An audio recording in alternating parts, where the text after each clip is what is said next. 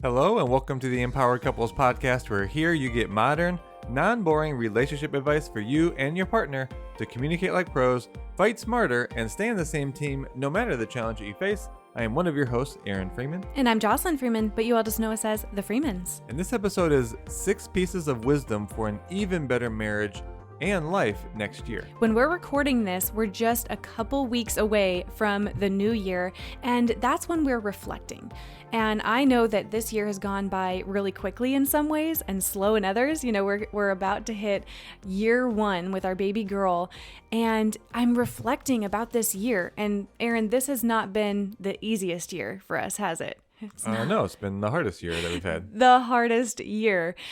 And it's had amazing blessings too, which is interesting that we've had some of the best triumphs and blessings and surprises and amazing moments with some of the hardest. We are getting our butts kicked, really confronted, and we can share some of those stories throughout. But wisdom, think about your life and this year. Wisdom only comes to you through experience. You can't read about it. You can't just listen to videos and hear these motivational concepts. And so we encourage you, as you're listening to our wisdom from this year, to reflect on your own life experiences, your own marriage experiences this year, and see them as nuggets for you to learn, grow, and be even better next year. That you may or may not have started to dig up yet. So I think that's a key thing. It's not that the nugget is just going to be gold without you having to dig around for it, sift and sort through it, and maybe that's a part of what's having you feel as if certain challenges have been very difficult for you in your marriage this year. So it does take some time to really think about, well, how do I glean the wisdom from this? That's well said, because you're right. It's really perspective. You can look at different things that happen in your year as, oh, this sucked and this shouldn't have happened and woe is me. Or you can say, I'm going to look for the silver lining here. I'm going to look for the wisdom and see how this is actually helping me for the future. And I don't think it's necessarily something that you're convincing yourself of. I actually don't think it even as much perspective as it is just giving yourself the time to contemplate, to be with it long enough where you realize I'm not just making a new perspective. This is actually what the perspective is, that I wasn't looking long enough to get that perspective change. Yeah, that's great. Well, let's go into the first piece of wisdom, and I think we should share some things about our year as we go throughout. So the first one is that challenges in your marriage and your life aren't there to defeat you. They are there to develop you. And get how it's a D and a D, right? Not there to defeat you. They are there to develop you. And Aaron, you spoke about this actually in Maryland. You were invited to actually lead the Sunday sermon after we led at this couples retreat, this marriage retreat. It was amazing. And you talked about this being developed. Do you want to share more about that? Yeah, well, the sermon was really about having anything you want in your life. And I'll summarize it for you, that we focus a lot on what we could have, what we have in the marriage as far as a house or money in the bank or a car, kids, the school they go to. So a lot of things that you have, even what you perceive as having a good marriage, whatever that ends up looking like. And we can get very disappointed in waiting for those things to show up in our life. And sometimes they don't ever show up. And the point is that life isn't really about developing the things that you have. It's not about accumulating. And that gives you a different perspective on the challenges. What it's actually there for is to develop you, is to develop the character traits within you that, however you want to put this into your own words, you were a soul, you were something that was non-physical before you came here to earth and were in this particular human body life. And if you think about what that purpose would be, it definitely isn't accumulating things. You wouldn't have been like, let me go down to earth where I'm going to be in an aging body. I can break bones. I can be overweight. I can feel stressed. It'll pass away. And yeah, I'm going to do that. I'm going to go through the pains and the challenges and the struggles that are down there. And also that I can get a house and a car and things and nice watches. And it just wouldn't be important to you. Mm-hmm. And it's not important to God. And it really has to then be about developing something and developing something internally, something within you. And the only real thing that is are certain traits, certain character traits, like wisdom, for example. So if you start to really think about that, then all challenges in your marriage, they're not there to keep you from the things that you want. They're not even there to get you down, to defeat you, as you used alliteration.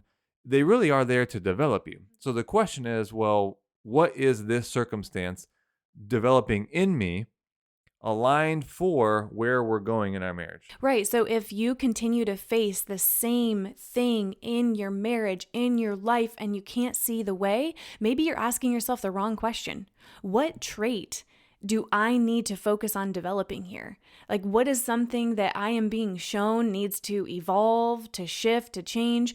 And that's a much more empowered place to look. So, this year, for example, do you want to just share like something Go ahead. personal? Well, I think this year, there were different things. Of course, becoming parents was a huge development. I know that Mm. that personally developed in me more grace, more patience and being with the moment. And I think definitely my intuition has been developed. And then we've also had circumstances this year around this investment property. Some of you who have been listening over the summer heard we invested into this property. It was supposed to be a super quick, easy flip, ended up being really let down by the person we partnered with. Money was really mismanaged, doubled our investment, which was way beyond our threshold that we were wanting to go.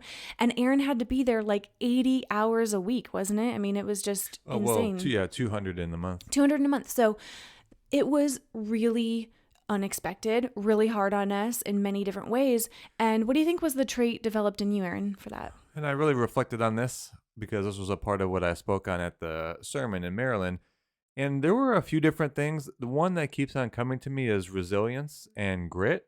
And that's one I don't think that we as humans think too much about developing. I think a lot of it is about, oh, I want to be happy and all those kind of feelings. When if you're clear on what you're wanting to develop, the aim, the vision that you have, then likely what you're going to need along that way is going to be some resilience, some grit, some determination. And I had determination. I mean, that was for sure. When I look back, I was with help of key friends. I mean, there is no doubt. But me and those people were able to turn a property around in 1 month. We got it done in 1 month. And then I closed on a refi, like literally in like 14 days. And when I think back, it's like, was I feeling like I was going through suffering and I was mad and I regretted it all, like for sure? Not like 100% of the time, but I for sure developed determination. Yes, you did. And grit, resilience. I mean, you're a different Yeah. human, I feel, on the other side in a good way. So this is going to link to number 5 piece of wisdom that we have. So I don't want to say too much more about it, but a part of this is, yeah, I built that, and now I'm not sure what future is coming that's going to require that trait in me, but I know I have it now. So I think that's something for you listeners. You develop the trait and then just kind of own and take pride in the development of the trait, and you still might not yet know how that's going to be a benefit to you in the future. Which is a perfect segue into the second one. So here you are developing yourself through the challenges. The second piece of wisdom is to act on your long-term commitment rather than your short-term feelings. So we have fleeting feelings all the time. You can be happy 1 second and then someone cuts you off and now you're pissed, and then someone sends you a really nice note and so you're happy again. And then, like you can be up and down throughout the day. And maybe in a hard week, we've been talking with a lot of couples in our sessions and so going through some really hard, maybe a week, 2, maybe 4 weeks, and it can get to the point where you can't see your way out. And then the vicious cycle is that couples start to do the things that are aligned with their feelings. So, I'm feeling so unmotivated in our marriage. I feel so Right. Disrespected, criticized. And so then it's like I'm withdrawing my energy. I'm not doing as much. I'm not actually trying to save our marriage or make it better. Rather than we can be in a hard week. We can be in a hard month. We could be bickering with each other. We could be arguing more. But I am going to act on my long-term commitment, which is our marriage thriving, our family thriving, our daughter seeing a healthy marriage. And you know what that means? Me acting on my commitment is I'm going to choose better actions. Even if I don't feel motivated because you haven't been giving me as much love. She's pointing to me, by the way. Right, not real. Like we've been solid right now. I'm going to act on my commitment. And what does that look like in your life right now? You might feel sad. You might feel pissed. You might feel hurt. You might feel discouraged. You might not see the way out. Those are your feelings and those are valid. But what's your long-term commitment? Where do you want to be headed as a family? What are you committed to with your children and what they witness in a relationship so they have a healthy relationship? And that's what you have to ask yourself is, am I actually acting aligned with what I'm committed to? And that is going to lead you to places where you're going to quote unquote do things that you don't feel like doing. It is true. You just have to decide on what your specific commitment is as an individual and as a couple. And when all these different feelings come up, you feel sleepy, you feel unmotivated, all that you said, I don't feel loved. That's a key one. I don't feel loved. So what? Well, that's going to keep you from making the love deposits necessary to actually feel more connected and love with your partner. I mean, you stood at an altar and you asked this person to live life with you. You made some promises. I don't know if you remember those or not, but those are your freaking commitments. And then what? Oh, I don't feel loved, or they put me down, or they criticize me. Like, get over it. And I'm saying this to myself too. It's like, dude, wake up. It's like we can't just act on how we feel on these random circumstances. Yes, they may have been going on for a few days or a week or so, but get yourself together, get yourself up, get straight about what your commitment is, and that's where you act from. That's the only place the feelings are actually going to shift. Yes, I am feeling hyped by what you're saying. So with that, that's actually another good segue into it's like we connected these somehow, but they are all connected. So the next one is, I want to do this one because I put this one together. So if the quote doesn't land, I'll take responsibility. Don't get stuck in life's waiting room. It's too crowded of a place. What do you mean? Like what? Why would people go to the waiting room? What does that mean? Well, I don't know if people go to the waiting room, but it's that they're just there. I don't know how they got there. Can I say it in another way? Well, no, because I like that. All right. So the waiting room just needs some context. Okay. The waiting room is just any time in life where you are pretty much waiting to act or to do something until something else happens to you. I'm not going to make a love deposit until my partner initiates repair. I'm not going to go repair with them because this is on them, so I'm waiting for them. I'm not going to necessarily, let's say, take a risk unless I have enough security to do so. So any of these places where you're waiting, you're paused, you feel stopped, and you're not going to move forward until something else happens. And this type of mentality and place is the most crowded place because that's where most people are stuck. I'm not going to do X until Y happens, and then you're always waiting for Y. A big way we've been hearing this lately from couples is actually kind of the aftermath of this mentality where they will say verbatim, we were so busy, whether it was with our kids or helping sick family members, we prioritized everyone else, said we were too busy, and we just kept putting our marriage on the back burner. And now they're at this place where they feel totally disconnected. They aren't communicating well. They're arguing and they can't quite see their way out, which is why we're there. We're there to help them through the woods. But we don't want you to chase or wait until this illusion of being less busy happens. I've had those times where I'm like, okay, maybe when she's like 9 months old and this property's done and, all these things are kind of in line, that's when we'll feel less busy. And then that time comes and other circumstances come up. So there isn't really going to be this time that you're less busy. And in fact, we work with several couples that are retired from work, and they said they're busier Oh than my gosh, that's so ever. true. Yeah. So it doesn't happen. You don't reach this finish line where you're like, whew, okay, this is easy and that's easy. And you know what? I'm super busy and I have so much time. That doesn't happen. So stop waiting till you reach this less busy time to make deposits to your partner's love account, to prioritize your marriage, to have the conversations that you need. It's never going to come. You're never going to be less busy. So you have to prioritize it now. Wow.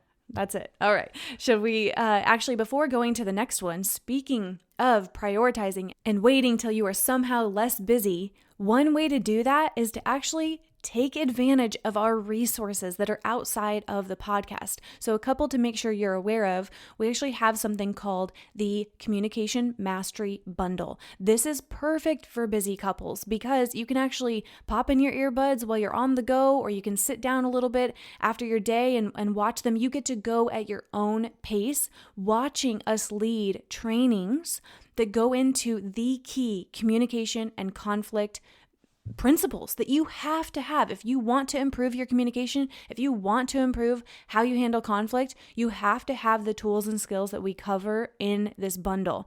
And you get to do it at your own pace. You have lifetime access. So make sure you take advantage of that. We will put the link in the show notes. It's a very reasonable investment and it helps couples a lot. So it's onlinecouplesworkshops.com/communication bundle. I know that's a long URL, so it is linked in the show notes. And then for those of you who reach out, I mean, we're getting messages every single day. How do we book a session with you? Are you accepting clients? We are full for December right now, but if you want to book for January or another month this year, then make sure you go and pick a slot. They are filling very fast. I mean, we are like, wow, our schedule is more full than ever right now. So you can actually go to Meet the It's Freemans. funny that's on this topic because you said That's true. you never get less busy. Well, we aren't. We're never going to be less busy. We're only going to get quote unquote busier. I was thinking, I don't know if we can do any more breakthrough sessions. So that's why if you want to slot with us, you're going to have to book right now. So it's at meetthefreemans.com/coaching. And that's where we will work with you 2-on-2 from wherever in the world and support you in having the breakthrough that you need. So make sure you take advantage of those resources. Yeah, really excited for those of you that start. It's a super powerful tool, both of those. Let's move to the fourth piece of wisdom, and that's what doesn't get repaired will eventually become resentment. Now, if you've been on our web classes or, been listening to this podcast, you know that we've spoken to all of the research that's out there. Okay, so the number one thing that breaks a marriage down, that has a marriage end, it is not conflict itself. It is that conflict goes unrepaired. That's the number one thing. It's the most critical thing to a healthy marriage. And the problem here is essentially you don't have the tools right now probably to have the critical, hard, uncomfortable conversations that need to happen in repair. When you're repairing, you're going to have to take responsibility. You're going to have to look at yourself and your actions. You're going to have to take responsibility for the impact your actions have had, even if those are not what you intended. Doesn't matter. You have to be able to let go of what you intended or that you think your partner should have taken it that way. Logic, details, events, sequences literally doesn't matter. You have to put that all aside and stand in front of your partner and be willing to hear how your actions have impacted them emotionally, and you just have to validate it. You have to hear them out. They have to feel understood in that. And once that happens, you got to be willing to take responsibility that your actions created that impact. And this is a hard thing to do. Yeah. And it is the most critical thing that you could do. So to avoid this conversation and to say, not going to have that, because we've been having a good couple of weeks. I don't want to stir the pot. I don't want to rock the boat. Trash. Because you're only building that into resentment. It doesn't go anywhere. You put it to the side just to come back up later. It creates cracks in your connection in the long term. So what you think is a short-term benefit by avoiding a conflict or pain is only a much bigger long-term negative impact of resentment. So you have to be willing to do those things, the emotional impact. And then the second thing, which is really tied to forgiveness, is that for whoever is not repaired, the emotional impact has to be heard and validated. And sometimes, depending on how old that hurt is, depending on maybe how recurring it's been, then part of what's going to need to happen is a consistent change in behavior so that your partner can trust and believe that things are going to be different. Because you can repair the emotional impact, which is required. But if this keeps happening, then it's going to kind of cancel out even your ability to understand the impact because they're like, oh, well, he keeps repairing with me, quote unquote, but nothing changes, so it's not real. Yeah, this one is a big one that people can get stuck on and be like, okay, you say I need to acknowledge the emotional impact, but what if I totally see it a different way? And what if I don't think that's how it went down? I'm supposed to just take the blame? It isn't about taking blame. It's not even that you're saying, you are so right and I am so wrong. That's not what it is. It's just acknowledging how that impacted the person, validation. And these conversations don't have to be long, drawn out things. You can move back on to having a good day if you just repair things. And I know that it's easier said than done. And so make sure you also dive into our resources that talk about that. We have a whole web class on that. That's something we can cover with you in the breakthrough sessions with us 2-on-2. But you've got to know that if you just keep sweeping things under the rug and saying, oh, it's just not that big of a deal, or I don't want to ruin the day, it will become resentment. So great point. I think let's go to... Well, let me tie two things together, actually. So you repair when you're committed to the relationship and the marriage. Ooh, that's good. You avoid when you're committed to Being comfortable. your own safety Mm-hmm. and being comfortable. That's so true. Say that one more time. What are you committed to? Say it one more time because that's good. Oh, man, I don't know if I can do this I exactly can the do it. same. You will repair when you're committed, right? We're linking to the second point here. What are you committed to, right? Because you act from your commitments rather than act from how you feel. If you feel, oh, I don't want to bring this up, oh, I don't want to feel shame or embarrassment, then that's acting from your feeling again, and you won't repair because what you're actually committed to is your own self-preservation in the marriage, not your actual commitment to the marriage being well. Whew, self-preservation. That's strong. Just came up with that. So let's go to the fifth piece of wisdom, which is that happiness isn't a goal. It's an outcome from progress. So do you want to say more about that? Because I thought everything is about to reach happiness, the pursuit of happiness. It's a great movie, right? Aren't we working hard and getting married and having kids? That's a good point, actually. That's a good point to bring up that film. So this is something we were talking about yesterday on our date/finding a new place to live. We didn't even mention that yet. Actually, a part of all the challenges of this year has really led us to this point of moving and our commitments to Sky and the upbringing and being in a Montessori and us being even more around friends that have kids of the same age and more of that family environment. So you could speak to more on that probably. But yeah, happiness is actually not something to pursue. It's what happens to you internally when you are pursuing a worthy goal. A worthy goal. I love that. So like us pursuing our passion for supporting couples and us creating the family that we want and being cycle breakers from how, generations before did things, and us creating a great life with Sky and her being able to experience dynamic things and not always, I don't want her to always experience just happiness. I want her to be resilient in the face of anything that happens and actually have something worthy that she's pursuing. This is actually a parenting technique that I have found really interesting lately where, people are talking about, don't just say, oh, good job to the kids. Don't just say like, wow, look at that art. Great job. Because it actually has them focused on just affirmation and, they will get pleasure, or more so they will get satisfaction from affirmation from other people rather than acknowledging the effort that they're putting into things. So I'm going to have to practice this as she becomes more of a toddler, but wow, you were so committed to working on that. Wow, you really stayed so focused. How did that feel? and focusing on her experience. So anyway, I know that went into a parenting Well, no, focus, it's a but good point. We're not quite there yet, but I can imagine myself because as parents, I know there's a lot of drawings that your kids have made and you don't even know what it is. Like it's honestly not good. It's not even good for their level of development. But what do you say? Oh, good job. It's honestly lying to them, really. And you're not going to say to your kid like that's trash. Like I can't even tell what that is, but you can always acknowledge the effort.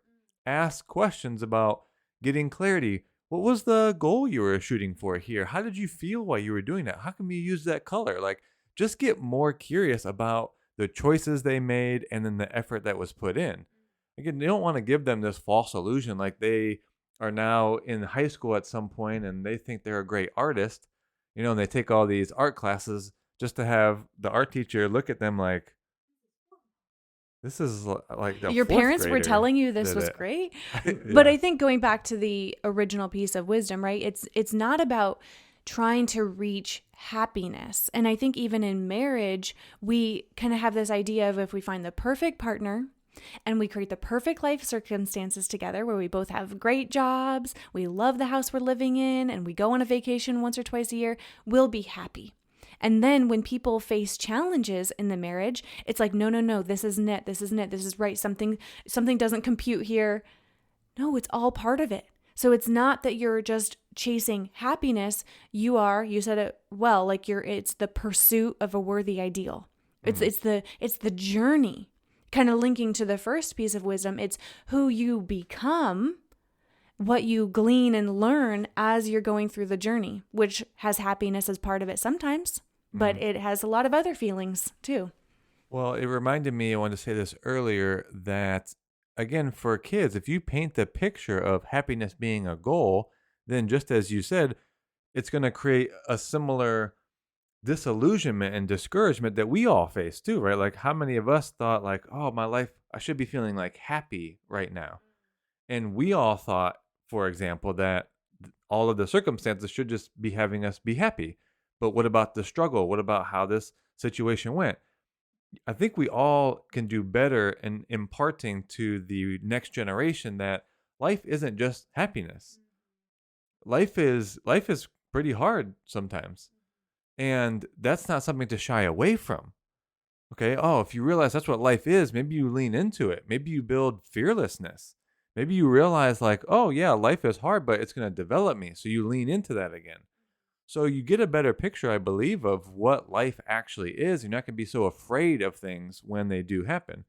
And then to your point about the movie, if you think about the happiness, pursuit of happiness with Will Smith, of a percent of that movie, how much is he even happy in that movie? But it's his pursuit. Like It's only like it's like at the end. he's so driven though, and he's so committed to the future that he's after and what he wants to create, right? Oh yeah. So why don't we go into the sixth and final piece of wisdom, even though there's a lot of other things we could share. And this one is actually probably going to be something you haven't really heard before. You don't default to what actually benefits you. You default to what's most familiar to you. So let's break that down a little bit. When we say default, what we mean is when you're not consciously choosing an action and you're kind of on autopilot and you resort to like just your normal patterns of operating, you will your patterns will go back to what is familiar to you, not necessarily what you want or what actually benefits you. For example, let's just take a simple one, health, because it's just easy for people to grasp. Let's say deep, like in your mind, or if you're talking to someone, you're like, yeah, I really want to shed some pounds. I want to eat healthier. I know if I'll feel better if I start going on walks and exercising. So that's going to benefit you, right? Like you could Mm. say that to anyone. But after a few weeks, I mean, the New Year's coming. This is when a lot of people are going to set health goals. You are exercising, you're eating well for a couple weeks, and then slowly, all of a sudden, end of January, you notice you're eating a lot of treats again and you're not exercising. You're like, man, it's pretty chilly out there at 5 a.m. Right. And so you might have even started to feel good after a couple weeks of doing the things that benefit you. But then eventually you go back to what's familiar. So that's a health example. But Aaron, what's an example within marriage of doing what's more familiar as opposed to what will benefit you? Well, funny enough, we already talked about it in repair.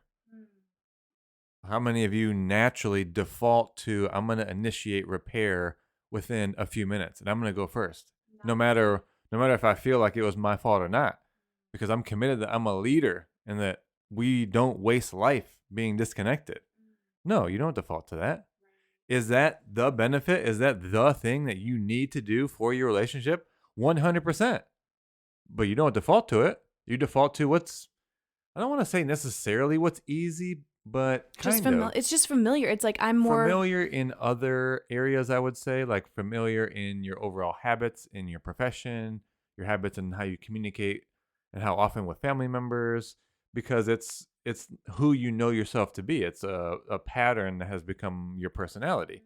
So you just easily default to that. I think when we talk about marriage and we talk about these harder conversations, I do think it is more of like your pattern, but your pattern is also what's easier.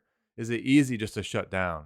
Yeah. Is it easy just to do your own thing and go in the basement and play some video games for like 2 days and then not help your partner with dinner or with the kids or homework or anything? Like, yeah, that's easier. Is that having any benefit to you whatsoever in your marriage? That is no. So honestly, you do not default to what is actually going to serve the marriage until you go through. We actually didn't even put this in necessarily a like sequential order, but it kind of is, right? It can become your default when you're doing all these things as you mentioned above. Like you're seeing challenges as the places to develop. You're acting on your commitments. You're not waiting in the waiting room. You're going to repair rather than let that linger and be resentful. Like over time, that becomes the new default way that you operate, but it's just not that way right from the get go. And it's, I think, something you have to keep your mind on. I think if you just stop focusing on that, maybe that maintains. I'm not really sure, but for sure, it needs to be developed now to Yes. become your new default. Well said. I like how these all came together. And so maybe some of you want to re listen and actually extract some reflective questions from it. And I think some really key words from each. Number one, what is being developed in you? Two, what's your long term commitment? Where are you waiting in the waiting room? What needs to be repaired and with who in your life, what relationship? And then where are you focused just on happiness rather than what you're actually pursuing, the greater pursuit in life? And then lastly, what patterns can you consciously choose to shift so that you aren't defaulting to what's familiar, but actually what you're committed to? So there's a lot to extract from this. I've actually enjoyed this reflection. It's been quite the year. I mean, we have just about completed year one with baby Sky. That's been developing us. This investment property, we're moving. Our business is growing. And I promise you, this has not been just because we have life circumstances working for us. Like, this has been quite the year for us, and it maybe has been for you as well, but it's going to make you better, stronger, faster, all of the More resilient, grit, creative, intuitive, wise, kind, compassionate, understanding, empathetic. yes, we could keep going. So we hope that this episode was insightful and motivating in some way. Would you let us know actually by clicking the 5 stars and giving us a review and maybe writing a sentence or two? That helps us actually get this message out to more people. It means a lot to us and all the effort that we put into the podcast. Make sure you take advantage of our other resources outside of the podcast. We love you, and we will talk to you on the next episode.